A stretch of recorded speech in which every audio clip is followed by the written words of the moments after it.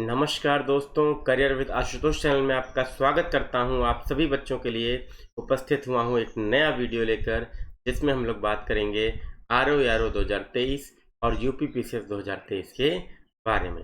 अब इम्पोर्टेंट क्या है बच्चों, यहाँ पर इम्पोर्टेंट ये है कि आरओ 2023 के जो बच्चे हैं उनकी मांग पर करंट अफेयर की डेली क्लासेस स्टार्ट की गई हैं और 7 जून का करंट अफेयर आपके सामने लेकर उपस्थित हुआ हूँ। इसमें हम लोग सुबह डेली 8 बजे आपको वीडियो मिलता है और हम लोग करंट अफेयर के अति महत्वपूर्ण क्वेश्चन जो पिछले दिन के रहते हैं उन सभी को कवर करते हैं, ठीक है। और उससे संबंधित 3-4 महत्वपूर्ण फैक्ट्स भी हम लोग देखते हैं जो आपके एग्जाम के लिए इंपॉर्टेंट है। तो कॉपी पेन लेके बैठिए और इसके नोट बना लीजिए।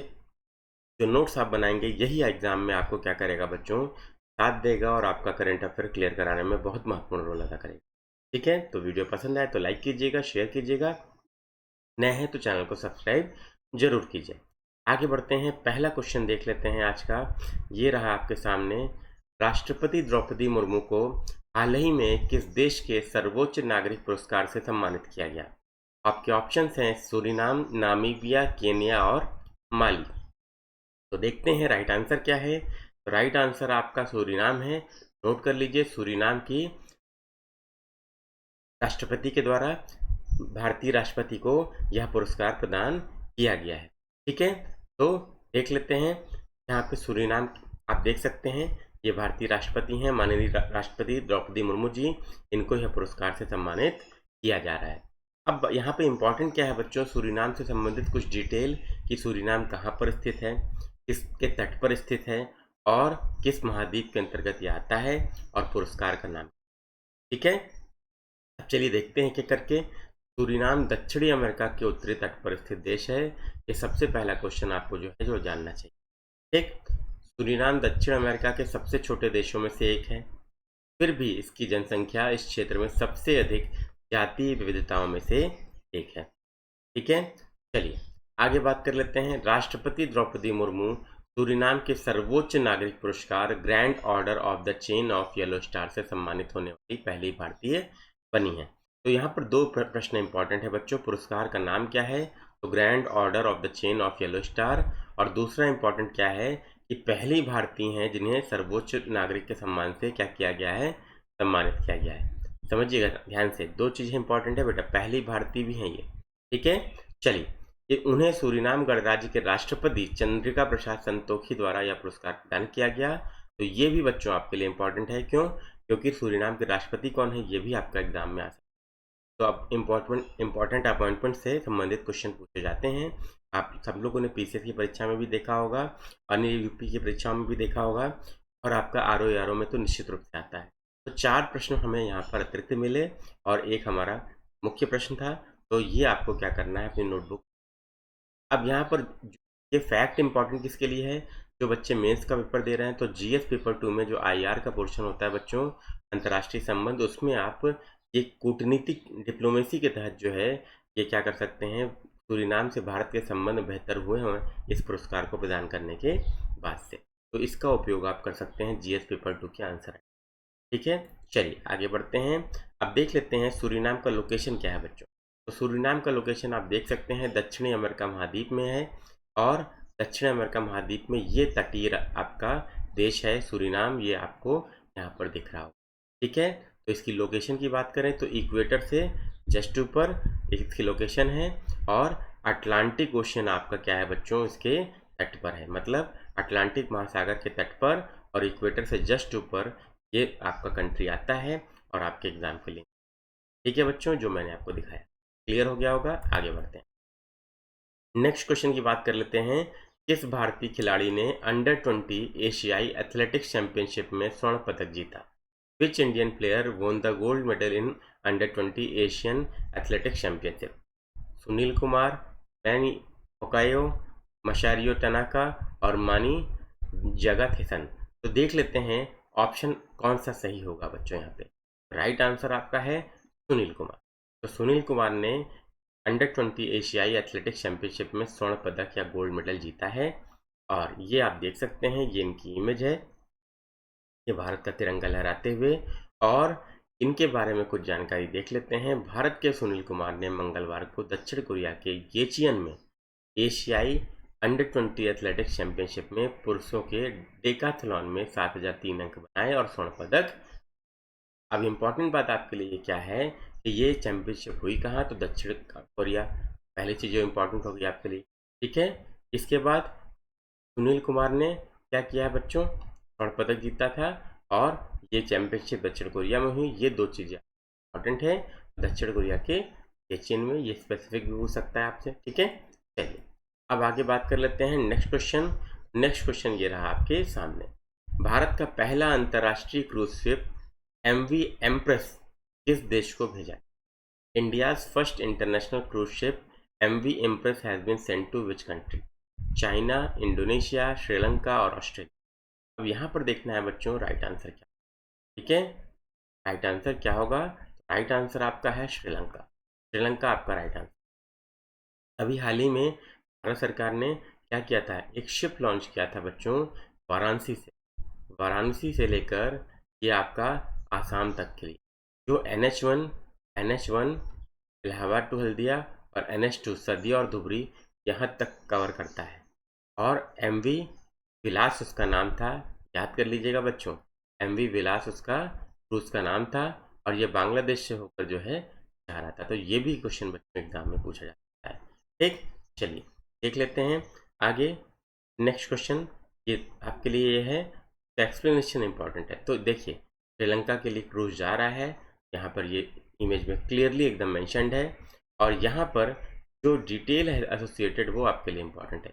केंद्रीय जहाज रानी मंत्री सर्बानंद सोनोवाल द्वारा झंडी दिखाकर रवाना किए जाने के बाद सोमवार को भारत का पहला अंतर्राष्ट्रीय क्रूज पोत MV एम्प्रेस चेन्नई से श्रीलंका के लिए रवाना हुआ। कहाँ से बच्चों? तो चेन्नई से श्रीलंका के लिए रवाना हुआ। आपको ध्यान रखना इंपॉर्टेंट चीज़ है, ये रूट आपसे पूछा जाएगा, चेन्नई से श्रीलंका, ठीक है। मैं लिख दे रहा हूँ, चेन्नई से श्रीलंका। करंट अफेयर पढ़ना कैसे है बच्चों, ये भी आपको ध्यान रखना है और उससे नोट कैसे बनाना, तो ये इंपॉर्टेंट चीज़, ठीक। अब क्या है बच्चों, दूसरा किसने झंडी दिखाई, ये भी इंपॉर्टेंट है। तो केंद्रीय जहाजरानी मंत्री सर्बानंद सोनोवाल, ठीक है। अब क्रूज का नाम क्या है, तो MV एम्प्रेस, ये तो आपको ध्यान रखना ही है, ठीक है, MV एम्प्रेस। इसके बाद चेन्नई बंदरगाह पर 17 करोड़ रुपए की लागत से स्थापित एक अंतर्राष्ट्रीय क्रूज पर्यटन टर्मिनल का भी उद्घाटन किया गया। ये आपके लिए इंपॉर्टेंट है, अंतर्राष्ट्रीय क्रूज पर्यटन टर्मिनल का भी उद्घाटन किया गया है यहाँ पर। ये डिटेल भी एग्जाम में पूछे जाते हैं, ठीक है। तो आप सबके लिए इंपॉर्टेंट है ये, ठीक है। आगे बढ़ते हैं। नेक्स्ट क्वेश्चन ये रहा आपके सामने। नेशनल इंस्टीट्यूशनल रैंकिंग फ्रेमवर्क की समग्र रैंकिंग 2023 में कौन सा संस्थान शीर्ष पर है? Which institute is on the top in NIRF overall ranking 2023? अब आपको बताना है सभी लोगों को राइट आंसर क्या होगा। सभी के ऑप्शंस इस प्रकार हैं, IIT Madras, IIT Delhi, IIT Bombay और IIT बेंगलुरु। तो आप सबको पता होगा, बहुत ही इंपॉर्टेंट न्यूज़ है और ये निश्चित रूप से PCS और RO में और अन्य एग्जाम्स में आता ही आता है, ठीक। तो आपको आंसर बताने से पहले मैं यहाँ बताऊँगा कि ये देख लीजिए, नेशनल इंस्टीट्यूशन रैंकिंग फ्रेमवर्क है, ये जारी कौन करता है, ये भी आपके लिए इम्पोर्टेंट है। तो भारत सरकार का मानव संसाधन विकास मंत्रालय आपका जारी करता है।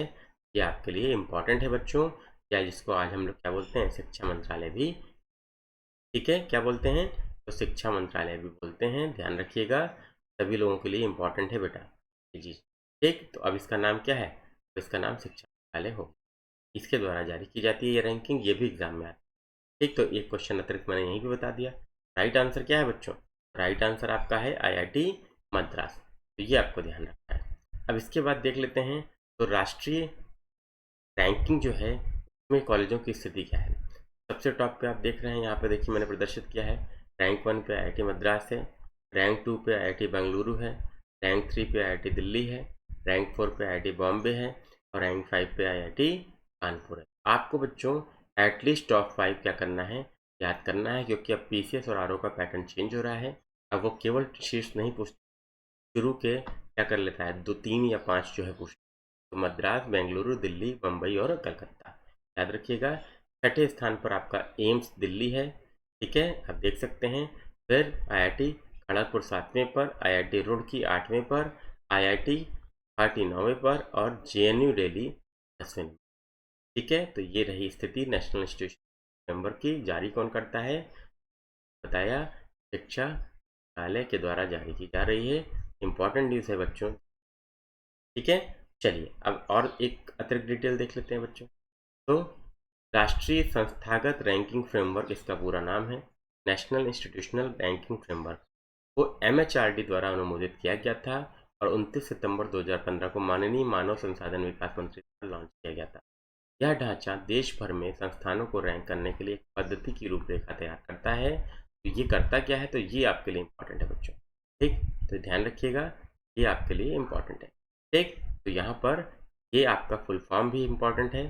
ठीक है, इसको भी ध्यान रखिएगा। और ये करता क्या है बेसिकली, तो ये ढांचा तैयार करता है, ये आपके लिए इम्पोर्टेंट है। तो 2 क्वेश्चन हो गए। और जारी कौन करता है, तीसरा क्वेश्चन। और चौथा क्वेश्चन आपके लिए बच्चों ये है कि कब से स्टार्ट किया गया, 29 सितंबर 2015 से।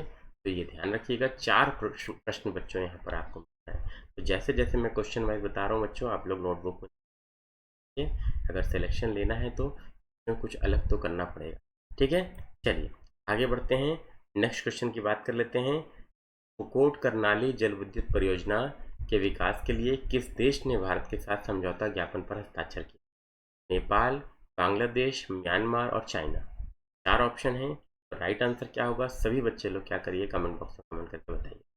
राइट आंसर आपका है नेपाल। नेपाल आपका एकदम सही उत्तर है और बहुत ही बढ़िया आप लोगों ने। ठीक, चलिए अब यहाँ पर आप देख सकते हैं NHPC लिमिटेड भारत सरकार का उद्यम जो है और विद्युत उत्पादन कंपनी लिमिटेड नेपाल में फुकोट करनाली जल विद्युत परियोजना के विकास के लिए नई दिल्ली में समझौता ज्ञापन। और अभी हाल ही में नेपाल के प्रधानमंत्री, आपने देखा होगा न्यूज़ में, नेपाल के प्रधानमंत्री उन्होंने क्या किया था, भारत का दौरा किया था और बहुत सारे समझौते भी उसमें हस्ताक्षर किए गए। ठीक है, तो ये आपके लिए इम्पोर्टेंट है। अब नेपाल के प्रधानमंत्री का नाम आपको बताना है कमेंट बॉक्स में। ये आपका बच्चों क्या है, होमवर्क क्वेश्चन है। ठीक है, नेपाल के पीएम कौन है, ये आप सब बच्चों को है, तो ये आपका होमवर्क क्वेश्चन है बच्चों, ध्यान। ठीक है, सभी लोग कमेंट बॉक्स में कमेंट करते हैं। ठीक, अब आप देख सकते हैं ये नेपाल के प्रधानमंत्री और ये भारतीय प्रधानमंत्री मोदी और समझौता ज्ञापन पर हस्ताक्षर हो रहा है, इमेज आपको दिख रही है। इसके बाद यहाँ पर देखिए एक इमेज आपके लिए शो की गई है, ये आपका करनाली नदी को शो किया गया। ठीक है, क्लियर है बेटा, सभी बच्चों को समझ में आ रही है बात। ठीक, अब ये रहा बच्चों आज का सेशन। करता हूँ सेशन आपको पसंद आया होगा, पसंद आया हो तो कीजिएगा, शेयर कीजिएगा, नए हैं तो सब्सक्राइब जरूर कीजिएगा। और डेली करंट अफेयर और उसकी कंप्लीट डिटेल के लिए देखिए, हम लोग करंट अफेयर के क्वेश्चन आंसर नहीं कर रहे हैं, यहाँ पर हम लोग कंप्लीट जानकारी के साथ पढ़ रहे हैं। और ये सेशन अगर आप मान के चलिए, आपके लिए बहुत ही आसान होने वाला है।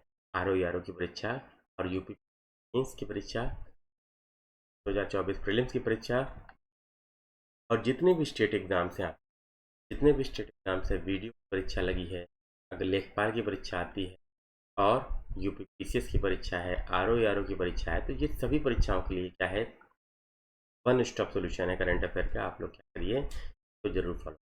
ठीक है, तो चलिए धन्यवाद, आप सभी का दिन शुभ हो, यही मैं करता हूँ। चैनल को सब्सक्राइब जरूर कीजिएगा।